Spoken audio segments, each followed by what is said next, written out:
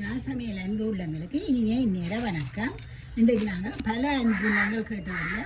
இன்றைக்கு கோபி கொட்டை வறுக்க போகிறோம். வாங்க பார்ப்போம். கோபி கொட்டை வறுக்கல இப்போ நாங்கள் கடையில் வேண்டியதில் நம்பர் 1 கோபி கொட்டைன்னு கேட்டு வாங்குங்க. அதே மாதிரி ஒவ்வொரு சாமானையும் நம்பர் 1 கேட்டு வாங்குங்க. இது கோபி கொட்டை, சீனி, நல்லி, சீரகம், பேர்க்கொம்பு. இந்த அளவு வந்து இது 200 கிராம், இது 50 கிராம், இது 100, 50, 25. உங்களுக்கு சுவமாக இருக்கும். 200, 100, 50, 25. வாங்க இப்படி செய்யறேன்னு பார்ப்போம். இப்போ நாங்கள் இது கோப்பியை வறுக்க முதல் கரமல் ஒன்று காய்ச்சுவோம். எல்லோரும் கோப்பிக்கெலாம் போட்டு செய்கிறவே நாங்கள் காய்ச்சி புறம்பா செய்கிறது. ஒரு சொட்டு எண்ணெய் விடுங்க. நல்ல எண்ணெய் கொஞ்சம் ஒட்டி பிடிக்காமல் ரெண்டாமல் இருக்கிறதுக்கு ஒன்று வெறும் சீனியை மட்டும் போட்டு விடுங்க. இது பல அன்புள்ளங்கள் நெடுக கேட்கணும். கோபி கொட்டை வறுத்து அனுப்புவீங்களும் உண்டு இல்லையாம்மா. இது நீங்கள் செய்யணும், பார்த்து செய்கிறதுக்காகத்தான் இதை நான் செய்கிறேன். உங்களுக்கு நல்ல எவ்வளோது கடைசியில் கொண்டே முடியலுமோ அவ்வளோத்துக்கு விட்டுருங்கோ. செட்டியான மெல்லிய நெருப்பாடு இப்போ பாருங்க தெரியவே இல்லை. நீங்கள் தண்ணியும் எதுவுமே விடுறதில்லை. நாங்கள் அந்த எண்ணெய் சட்டிக்கு பூசினாங்களே அவ்வளோவும் காணும். நான் சீனி போட்டதுக்கு ஒரு காவும் கரண்டி வைக்கிறேன். இப்போ தான் கரண்டி வைக்கிறேன். இது நல்ல ஒரு முழுக்க கரைஞ்சி பொன்னிறம் வரும். அப்போ இறக்குங்க. சீனி நல்லா கரைஞ்சாண்டு தெரிஞ்ச அப்புறம் தான் நீங்கள் சீனியை கரண்டியை வைங்க. நல்ல மெல்லிய நெருப்பு எதிராக தெரியாமல் இருக்கணும். ஒரு பிரச்சனையும் இல்லை. கரமல் காய்ச்சிரோன்னு கஷ்டமான வேலை இல்லை. சீனி முழுக்க கரைஞ்சி அந்த தேன் மாதிரி வரும். அந்த நேரம் எடுத்து ஊற்றணும்.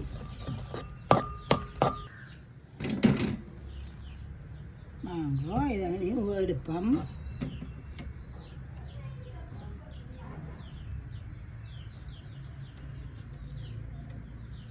இதில் எண்ணெய் பூசி வச்சேன் நான் தட்டில்.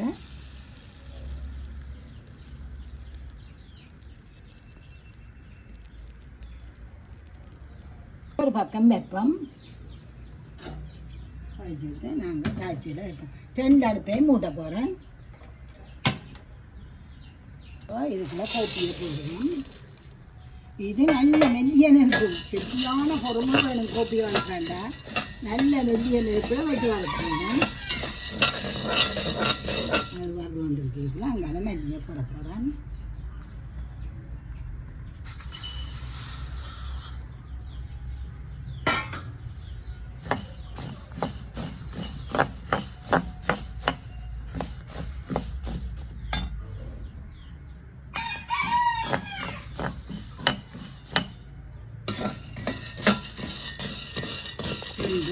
கிட்டத்தட்ட 30 நிமிஷத்துக்கிட்ட சேர்க்கணும். உங்களுக்கு இது வறுக்க முடியும்.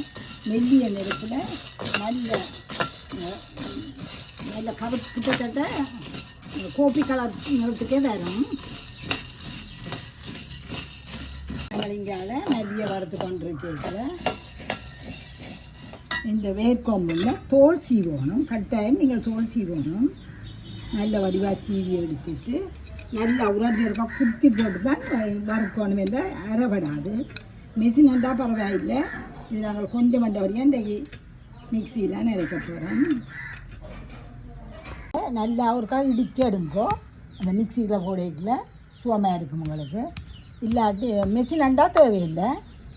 இது இன்னும் அரைவாசி தான் வறுபட்டு இருக்குது.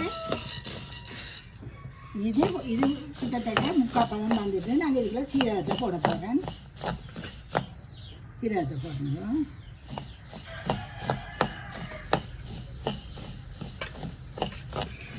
உண்டையும் கருக விட்டுறாங்க. நல்ல மெல்லிய நெருப்பில் விட்டால் கடைசியதையும் கருகாது.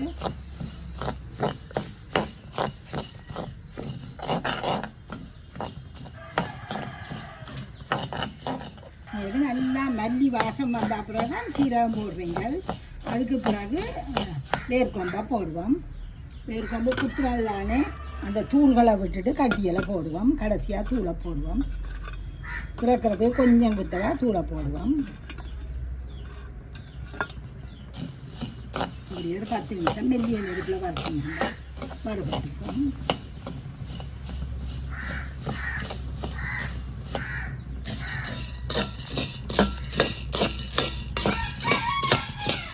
கிட்டத்தட்ட அரை மணிக்கு ஆகலாம்.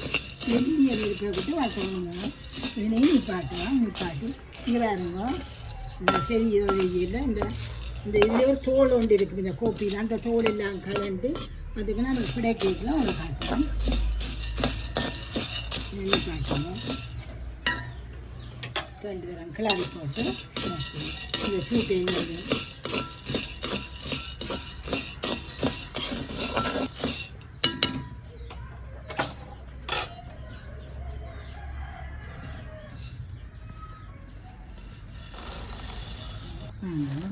இதை இப்போ நாங்கள் பிடைக்கணும்.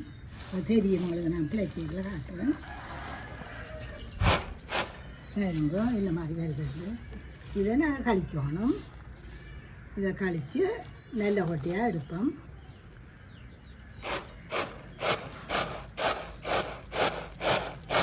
இதை இப்படியே ஆற விடுவோம்.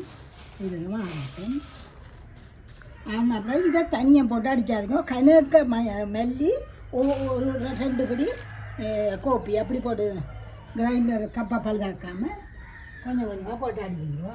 ரெண்டையும் கலந்து அடியுங்கோ. வாங்கோ. முதல் மல்லிகை போடுங்க. கீழே மல்லி சீரகம் எல்லாம் வரும். கொஞ்சம் அந்த வரைக்கும் இல்லாமல் எல்லாத்தையும் பிரியாணிகளுக்கு போட்டுட்டு அரைப்போம். எல்லாத்தையும் போட்டுட்டு ஒன்றா போட்டுட்டு அரைப்போம். பெரிய 2 வழியாக அரைக்கிறோம்.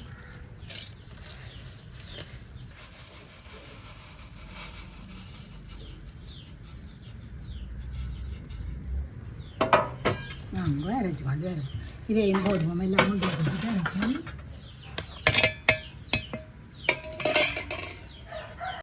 அரிப்போம்.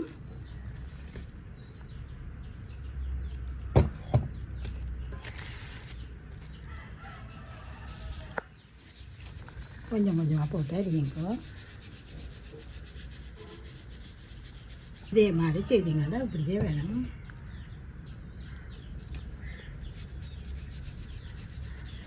இதில் இப்போ கோப்பி வாத்து குடிக்க போகிறாரா ஒரு ஆளுக்கு அளவாக போடுறேன்.